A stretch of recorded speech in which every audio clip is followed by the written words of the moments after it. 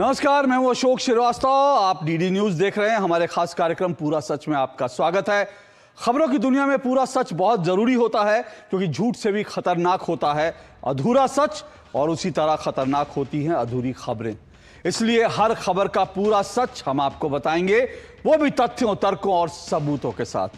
तो आइए बिना देर किए देखते हैं आज का पूरा सच।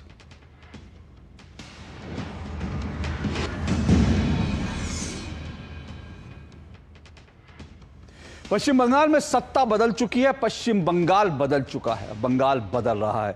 पश्चिम बंगाल में भाजपा की सरकार के गठन के बाद से शुभेंदु अधिकारी की सरकार भ्रष्टाचार को लेकर जीरो टॉलरेंस की पॉलिसी पर काम कर रही है। दशकों तक टीएमसी के राज में जनता कट मनी, करप्शन और कमीशन से त्रस्त थी। छोटे से छोटे और बड़े से बड़े काम के लिए टीएमसी के एजेंट हैं, उन्हें पहले हिस्सा देना पड़ता था।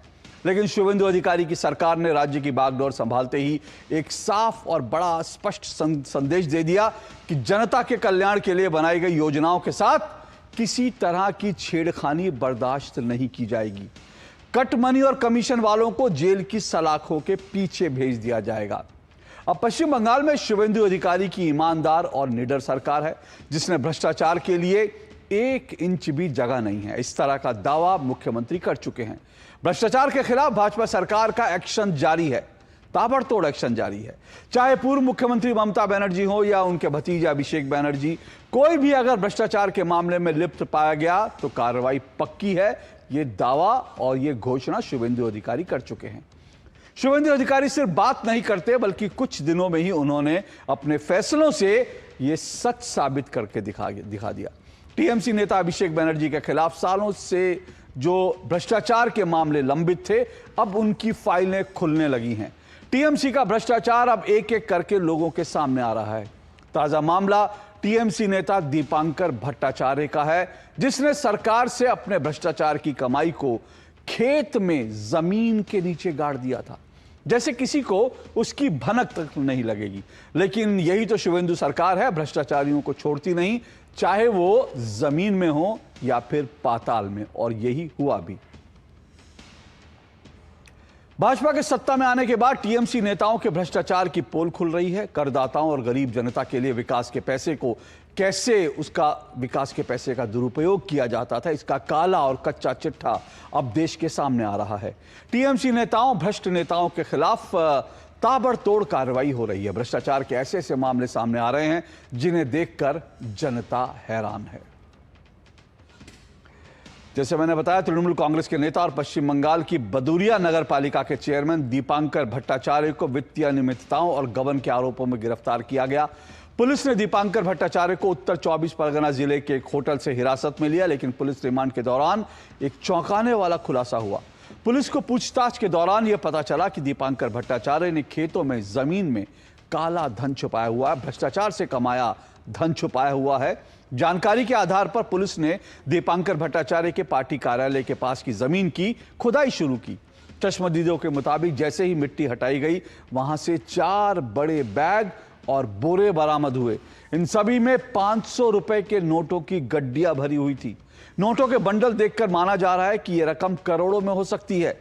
यह कोई पहला मामला नहीं है जब दीपांकर भट्टाचार्य के ठिकानों से ऐसा भारी खजाना निकला हो। इससे पहले भी पुलिस ने उनके ठिकानों पर छापामारी करके लगभग 80 लाख रुपए की भारी नकदी बरामद की थी।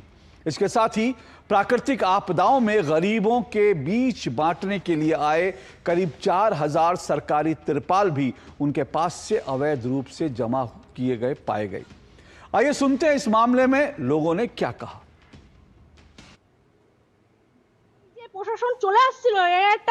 इस तरह का प्रशासन काफी समय से चल रहा है। वे आम लोगों के पैसों का गलत इस्तेमाल कर रहे थे।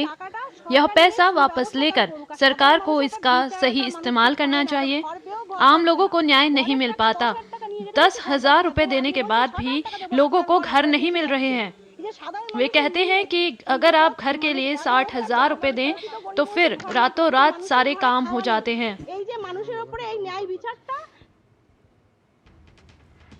अच्छा, इससे पहले कि आगे बढ़े, आपको याद दिला दूं कि अभी आपने देखा जमीन के नीचे भ्रष्टाचार के पैसे जो गाड़े हुए थे, तो आपको यह भी याद दिला दूं, कुछ समय पहले टीएमसी के एक मंत्री थे, उनके जो फ्लैट्स थे या उनके नाम से किसी और के फ्लैट थे, उन फ्लैट्स के अंदर टॉयलेट्स के अंदर बाकायदा टॉयलेट्स के अंदर नोट और नोट के साथ हीरे जवाहरात, टॉयलेट की जो टैंकियां होती है ना, जो टॉयलेट में टैंकियां लगी होती हैं, उन टैंकियों के अंदर जो है सोने चांदी के गहने भरे हुए थे और टॉयलेट जो है उसमें जमीन पर नोटों के बंडल बिखरे पड़े थे।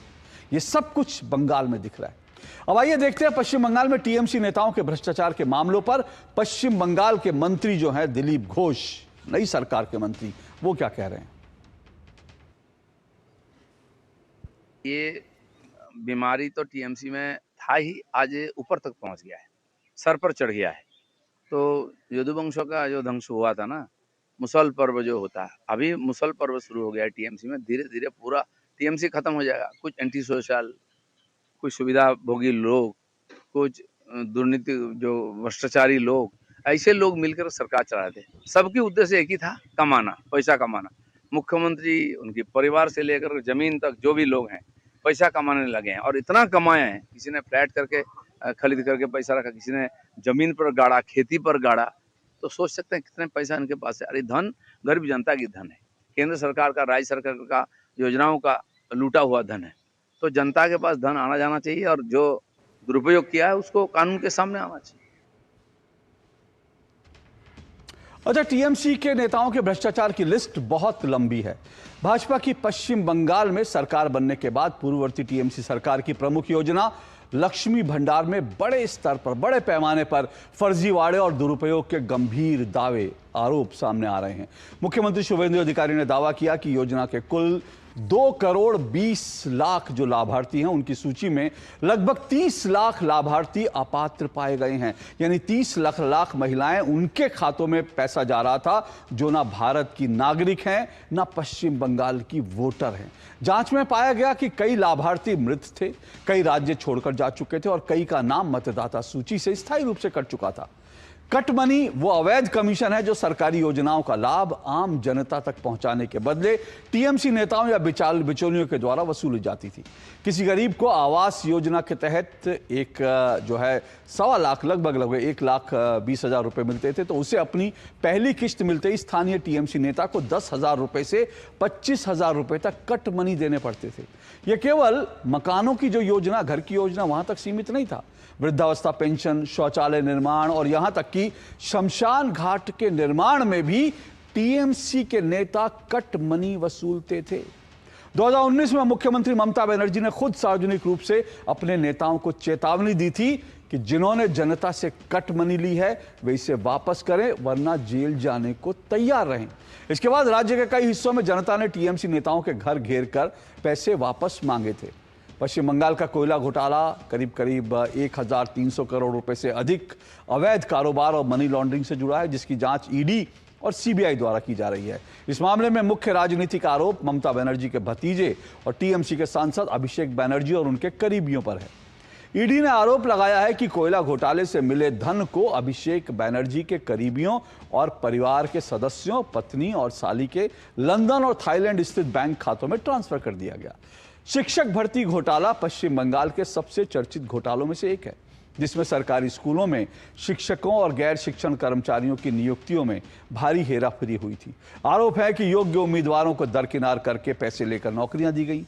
कोलकाता उच्च न्यायालय ने अप्रैल 2024 में 25,753 नियुक्तियों को रद्द कर दिया था, जिसे बाद में सुप्रीम कोर्ट ने भी इस फैसले को बरकरार रखा।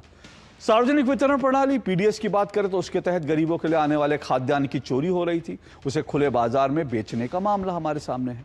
विधानसभा चुनाव 2026 के बाद टीएमसी कार्यालयों से सैकड़ों फर्जी राशन कार्ड बरामद हुए हैं। भाजपा और अन्य जांच रिपोर्टों के अनुसार यह घोटाला लगभग 10,000 करोड़ का बताया जा रहा है। पूर्व मंत्री ज्योतिप्रिय मलिक इस मामले में पहले ही गिरफ्तार हो चुके हैं। भारत बांग्लादेश सीमा पर मवेशियों की अवैध तस्करी का सिंडिकेट चलाने का आरोप है। मुख्य आरोपी टीएमसी के वीरभूम जिला अध्यक्ष अनुव्रत मंडल हैं, इनके मुख्य आरोपी हैं। उन्हें सीबीआई और ईडी ने गिरफ्तार किया था।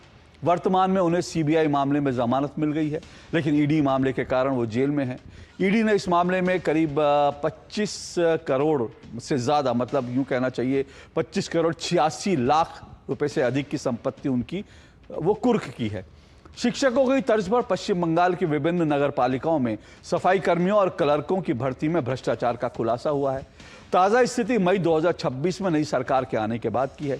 इस घोटाले की जांच तेज होने के डर से 120 से अधिक पार्षदों ने सामूहिक इस्तीफा दे दिया है। शारदा और रोज वैली चिटफंड घोटाले जैसे पोंजी स्कीमों के जरिए लाखों गरीब निवेशकों का पैसा डूबा था। पूर्व सांसद कुणाल घोष और मदन मित्रा जैसे कई बड़े नेताओं को इस मामले में जेल जाना पड़ा था। 2014 का मामला, जिसमें टीएमसी के कई बड़े नेताओं को कमरे पर एक फर्जी व्यवसायी से पैसे लेते देखा गया था। 2014 में पत्रकार मैथ्यू सैमुअल ने फर्जी कंपनी के जरिए टीएमसी नेताओं को रिश्वत देते कैद किया। सीबीआई ने 2017 में केस दर्ज किया। 2021 में कुछ गिरफ्तारियां, बाद में इसमें बेल हो गई। पश्चिम बंगाल में शुभेंदु अधिकारी लगातार बैठकें कर रहे हैं। अब शुभेंदु सरकार ने पहाड़ के मुद्दे पर फोकस किया है। ममता सरकार के दौरान गठित जीटीए में बड़े पैमाने पर वित्तीय अनियमितताओं का गंभीर आरोप लगा है। लिहाजा मुख्यमंत्री ने स्थानीय विधायक और सांसदों से चर्चा कर प्राथमिकता के आधार पर परियोजना दस्तावेज नवान्न भेजने के निर्देश दिए हैं। इतना ही नहीं, जीटीए में 400 से ज्यादा शिक्षकों की नियुक्ति में घोटाले के भी आरोप हैं। इन आरोपों की जांच भी होगी। दरअसल प्रधानमंत्री ने 2021 के बजट में चाय श्रमिकों के लिए 1000 करोड़ रुपए का पैकेज दिया था, मगर ममता सरकार ने जरूरी कमेटी नहीं बनाई, इसलिए पैकेज के लाभ से बंगाल वंचित रहा। असम सरकार ने इसी योजना के तहत 370 करोड़ रुपए के काम किए हैं। साथ ही साथ पिछली दुर्गा पूजा के दौरान प्राकृतिक आपदा में क्षतिग्रस्त 90 घरों के लिए 3 लाख रुपए प्रति घर मंजूर किए गए थे, मगर पिछली सरकार यहां भी ध्यान नहीं दे पाई। गोरखा मुक्ति जन मोर्चा ने अमृत परियोजना के 1200 करोड़ रुपए के जल प्रोजेक्ट में कई भ्रष्टाचार के आरोप लगाए। लिहाजा जांच के लिए विशेष जांच समिति गठित की गई और 7 दिनों में रिपोर्ट देने के निर्देश दिए गए। जांच पूरी होने तक संबंधित कंपनी को ब्लैकलिस्ट किया गया। वहीं कालिंपोंग में मेडिकल कॉलेज निर्माण के लिए जमीन चिन्हित करने का काम जारी है। पहाड़ की विकास के लिए भारतीय जनता पार्टी का सरकार वचनबद्ध है। हम लोग काम शुरू कर दूंगा, कुछ शॉर्ट टर्म में काम करूंगा और कुछ लॉन्ग टर्म में पहाड़ के लिए जो उम्मीद आपका है हमारी ऊपर, वो उम्मीद पूरा करने का काम पश्चिम बंगाल का सरकार, आपके चुने हुए सरकार करेगा। तो बंगाल में भाजपा सरकार बनने के बाद तृणमूल कांग्रेस से जुड़े कथित भ्रष्टाचार के मामलों को लेकर लगातार नए खुलासे सामने आ रहे हैं। इसी कड़ी में हुगली जिले में नलडुबी गांव से एक चौंकाने वाला मामला सामने आया है, जहां वर्षों से बंद पड़े तृणमूल कांग्रेस के पार्टी कार्यालय से बड़ी संख्या में सरकारी दस्तावेज बरामद हुए हैं और सामग्री बरामद किए जाने का दावा किया गया है। स्थानीय भाजपा कार्यकर्ताओं ने दलन दास के नेतृत्व में जब इस कार्यालय को दोबारा खुलवाया तो अंदर से राशन कार्ड, जॉब कार्ड, आधार कार्ड, जमीन के डिजिटल रिकॉर्ड, सफेद धोती के कपड़े, बाल्टियों समेत ऐसी कई वस्तुएं बरामद हुई जो आम नागरिकों और सरकारी कल्याणकारी योजनाओं से जुड़ी हुई बताई जा रही थी। उल्लेखनीय है कि यह कार्यालय वर्ष 2021 से बंद पड़ा था। इस बरामदगी के बाद टीएमसी नेताओं और कार्यकर्ताओं पर सरकारी योजनाओं के दुरुपयोग, भ्रष्टाचार और धोखाधड़ी के आरोप लगाए गए हैं। भाजपा कार्यकर्ताओं का आरोप है कि गरीबों के अधिकारों और सरकारी संसाधनों का राजनीतिक और निजी लाभ के लिए इस्तेमाल किया गया। मामले की गंभीरता को देखते हुए पुलिस ने भी हस्तक्षेप किया है, जबकि भाजपा कार्यकर्ताओं ने संबंधित लोगों के खिलाफ सख्त कानूनी कार्रवाई की मांग की है। बहुत प्लास्टिक बाल्टी भी है, रेशन कार्ड है, जॉब कार्ड है, डिजिटल कार्ड है, जमीन का रिकॉर्ड है, पूरा सब कुछ इधर है। और लड़का लड़की का विच्छेद करने के लिए वो भी जो उन लोगों इधर मीटिंग करके किया है, उसका भी रेजुलेशन का इधर फॉर्म मिला है। तो आप सोचिए, टीएमसी का पार्टी ऑफिस में हम लोग बोलता था ये जॉब कार्ड का मिट्टी इधर चुरा रहा है, इधर रुपया हर बड़े लोग आदमी का अकाउंट में जा रहा है, टीएमसी का अकाउंट में जा रहा है, हम लोग बोलती थी। लेकिन आज वो सबूत मिला है, क्योंकि जो जॉब कार्ड है वो गरीब मानुष का हक है। ये सेंट्रल जो प्रोसेस है, सेंट्रल का जो ये योजना है वो सेंट्रल हम लोग दिया है। लेकिन इधर जो टीएमसी का आदमी है वो जो घोटाला किया है, घपला किया है, आज इधर का प्रूफ मिला है। पश्चिम बंगाल में हाल ही में हुए विधानसभा चुनाव के बाद तृणमूल कांग्रेस के कई नेताओं और पार्षदों को जनता के भारी विरोध और आक्रोश का सामना करना पड़ रहा है। बीरभूम के दुबराजपुर में 6 नंबर वार्ड के टीएमसी पार्षद के करीबी धनंजय गड़ाई को स्थानीय लोगों के विरोध का सामना करना पड़ा। तृणमूल शासन के दौरान धनंजय पर वसूली और रंगदारी के गंभीर आरोप लगे थे। लिहाजा टीएमसी को लेकर जनता में भारी गुस्सा है। क्षेत्र में पहुंचने पर धनंजय गड़ाई को आम लोगों के विरोध और गुस्से का सामना करना पड़ा, जिसके बाद स्थिति तनावपूर्ण हो गई और लोगों ने टीएमसी नेता को खदेड़ दिया। धनंजय गड़ाई को खदेड़ने का जो वीडियो है वो इस वक्त वायरल हो रहा है। ये वीडियो आप अपनी स्क्रीन पर देख सकते हैं। और पूरा सच में वक्त अब एक ब्रेक का है। ब्रेक के बाद आपको बताएंगे बंगाल की धरती से राष्ट्रभक्ति की हुंकार और जिसने देश के दुश्मनों और घुसपैठियों की रूह कपा कर रख दी है। ब्रेक के बाद। चमकी चाट से क्या बना है? आलू चाट या फ्रूट चाट, स्वाद बनाए चमकी चाट। स्वादिष्ट पकोड़े और बरसात, हर चमकी चाट है इसकी जान। चमकी चाट है इसकी जान, हर जुबान पे ये छाया। अब बताओ स्वाद आया? आया। असली स्वाद सिर्फ चमकी चाट। मसाले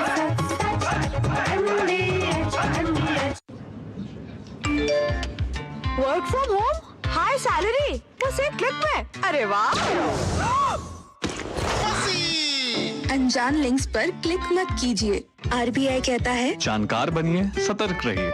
जब धरती चीर कर निकलता है लोहे का पत्थर और मिलता है मोंगिया के जोश से, फिर तपता है, पिघलता है और बनता है फौलाद। अब होता है सरिया सारी खूबियों के साथ। मोंगिया स्टील, मजबूत देश का मजबूत सरिया।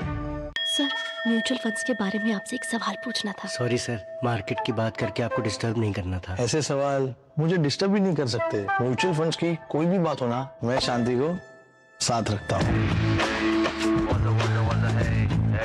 म्यूचुअल फंड में आपकी शांति और लॉन्ग टर्म गोल्स पे फोकस दोनों बनी रहनी चाहिए। तो अपने लॉन्ग टर्म गोल से फोकस हटाने का नहीं, और म्यूचुअल फंड से सही। म्यूचुअल फंड निवेश बाजार जोखिमों के अधीन है। योजना से जुड़े सभी दस्तावेजों को ध्यान से पढ़ें। गोल्डी छोले मसाले, जहाँ जाए रिश्ते बनाए। गोल्डी लाई है फ्रेश लॉक टेक्नोलॉजी, जो रखे मसालों को हर समय फ्रेश। पूरा सच में आपका एक बार फिर स्वागत है। बांग्लादेश से लगी पश्चिम बंगाल के बॉर्डर से कुछ ऐसी तस्वीरें आई हैं जो ये बताती हैं कि बंगाल अब बदल रहा है और इस बदलते बंगाल में घुसपैठियों के लिए 1 इंच भी जगह नहीं है। राज्य की नई बीजेपी सरकार की पॉलिसी डिटेक्ट, डिलीट और डिपोर्ट यानी 3D की है। यानी इसमें पहचानो, हटाओ और वापस भेजो नीति का जमीन पर जबरदस्त असर दिखने लगा है। इस नीति का नतीजा इन तस्वीरों में साफ देखा जा सकता है। आज सुबह उत्तरी 24 परगना के बशीरहाट इलाके में बने हाकिमपुर चेक पोस्ट पर भारी हलचल देखी गई। ये वो चेक पोस्ट है जहां भारत और बांग्लादेश की सीमा मिलती है और इसी बॉर्डर के पास पश्चिम बंगाल में अवैध रूप से रह रहे सैकड़ों बांग्लादेशी पुरुष और महिलाएं जमा हो गए। इनके हाथों में जो है वो उनका सामान है बंधा हुआ भारी संख्या में, मतलब भारी सामान, जो बताता है कि अवैध घुसपैठी अब अपना बोरिया बिस्तर बांधकर वापस बांग्लादेश भाग रहे हैं। इस बॉर्डर पर बहुत तेजी से अब अवैध बांग्लादेशी प्रवासियों के बड़े बड़े ग्रुप इकट्ठे होने लगे हैं। इसी तरह की तस्वीरें पश्चिम बंगाल के कई सीमावर्ती इलाकों से भी आ रही हैं और यह मंजर बताता है कि किस तरह से बंगाल की शुभेंदु अधिकारी सरकार ने अब घुसपैठियों के खिलाफ एक मुहिम छेड़ दी है और ये मुहिम जो है आर पार की जंग है। और इस आर पार की जंग के कारण जिस तरह के ऐलान किए गए हैं, घुसपैठिए लगातार वहां पर सीमा पर जमा हो रहे हैं। बंगाल सरकार की तरफ से होल्डिंग सेंटर्स बनाने की भी ऐलान कर दिया। न सिर्फ ऐलान कर दिया गया, कई होल्डिंग सेंटर्स बन चुके हैं और वहां पर बांग्लादेशियों को रखा जा रहा है। और इस तरह से अवैध नागरिकों को निकालने का जो ऐलान है, इसके बाद जो घुसपैठिए हैं उनमें ऐसा डर बैठ गया है कि ये खुद ही इंटरनेशनल बॉर्डर पार करके वापस अपने देश लौटना चाहते हैं। बॉर्डर पर यह भीड़ मुख्यमंत्री शुभेंदु अधिकारी के उस बयान के ठीक कुछ दिनों बाद दिखी जिसमें उन्होंने साफ कहा था कि घुसपैठियों को बर्दाश्त नहीं किया जाएगा और उन्हें ढूंढ ढूंढ कर बाहर निकाला जाएगा। सरकार के इस कड़े रुख ने साफ कर दिया कि अब अवैध रूप से रहने वाले लोगों की खैर नहीं है।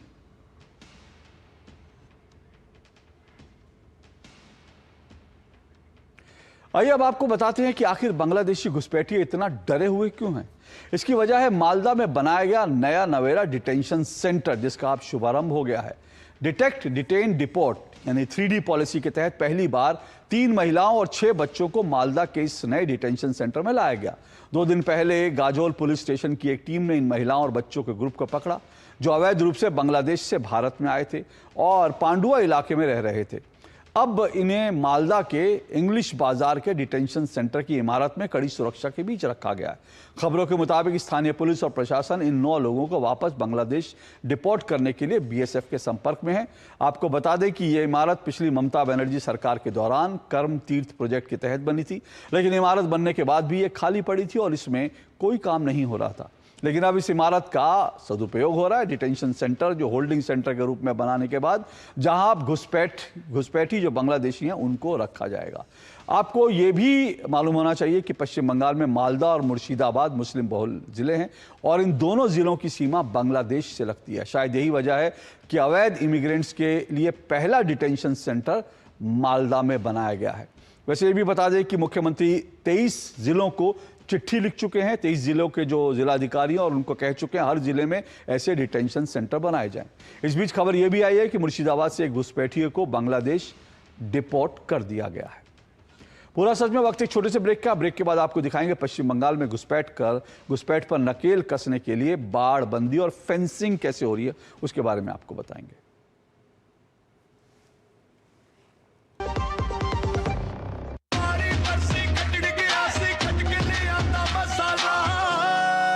मसाला ओए, छोले दा या लोबे दा, पंजाबी छोले दा या पिंडी चने दा। अब छोलिया हो या लोबिया, पंजाबी छोले या पिंडी चने, सब कुछ मजेदार बने।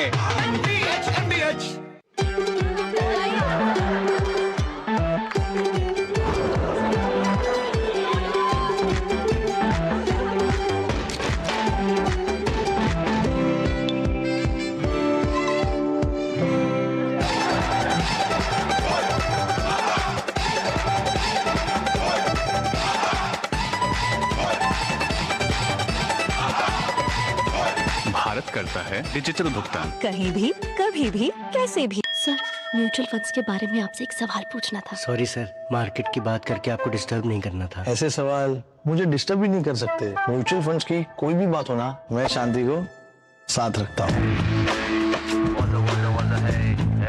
म्यूचुअल फंड में आपकी शांति और लॉन्ग टर्म गोल्स पे फोकस दोनों बनी रहनी चाहिए। तो अपने लॉन्ग टर्म गोल से फोकस हटाने का नहीं, और म्यूचुअल फंड से सही। म्यूचुअल फंड निवेश बाजार जोखिमों के अधीन है। योजना से जुड़े सभी दस्तावेजों को ध्यान से पढ़ें। गोल्डी छोले मसाले, जहाँ जाएं रिश्ते बनाएं। गोल्डी लाए हैं फ्रेश लॉक टेक्नोलॉजी, जो रखे मसालों को हर समय फ्रेश। पूरा सच में आपका एक बार फिर स्वागत है। बांग्लादेश सीमा पर लगातार हो रही घुसपैठ को रोकने के लिए शुभेंदु सरकार अब पूरी ताकत के साथ एक्शन मोड में है। अवैध घुसपैठ, तस्करी और सीमा पार गतिविधियों पर स्थायी रोक के लिए सीमाई इलाकों में बड़े पैमाने पर बाड़बंदी और फेंसिंग का काम शुरू हो गया है। अधिकारियों की देखरेख में कटीले तार लगाए जा रहे हैं। जमीन हस्तांतरण के लिए सर्वे का काम चल रहा है। सरकार का दावा है कि तय समय सीमा के भीतर बीएसएफ को जमीन सौंप दी जाएगी। वहीं बॉर्डर से जुड़े गांवों में इस कार्रवाई को लेकर जबरदस्त उत्साह देखने को मिल रहा है। वर्षों से फेंसिंग की मांग कर रहे ग्रामीण अब सरकार की पहल को राहत और सुरक्षा से जोड़कर देख रहे हैं। स्थानीय लोगों का कहना है कि लंबे समय से घुसपैठ की वजह से इलाके में असुरक्षा का माहौल बना हुआ था, लेकिन अब बाड़बंदी होने से हालात बदलने की उम्मीद जगी है। ये लोग चाहते हैं कि जल्द से जल्द फेंसिंग का काम पूरा हो। जमीन के सर्वे में जुटे कर्मचारियों का कहना है कि ग्रामीण स्वेच्छा से जमीन संबंधी दस्तावेज मुहैया करा रहे हैं। बहुत खुश है। हमारा जो ऑनरेबल मिनिस्टर है होम अफेयर्स का अमित शाह जी चुनाव के वक्त बताया था 45 डेज के अंदर बंगाल के जो बॉर्डर फेंसिंग का जो काम रुका हुआ था स्टेट गवर्नमेंट के वजह से, वो काम 45 डेज के अंदर हो जाएगा। क्या दिक्कत होता था? इधर दिक्कत होता है, बांग्लादेश से जो अवैध रोहिंगा है वो इधर आ जाता था। हमारा जो फसल वगैरह है वो काट के ले जाता था ना, और इधर गो तस्करी होता था। अभी तो जो तारकटा है, जो फेंसी होगा तो चोरी भी रुक जाएगा। ठीक है, हम तो बहुत खुशी है। यहाँ पर जो चाषी आदमी है वो भी जमी देने के तैयार है। तो बंगाल बदल रहा है। आज पूरा सच में इतना ही। कल फिर आपसे मुलाकात होगी अपने इस विशेष कार्यक्रम पूरा सच में किसी और मुद्दे के साथ, किसी और मुद्दे की पड़ताल करते हुए। हमारी पूरी टीम को दीजिए इजाजत। नमस्कार।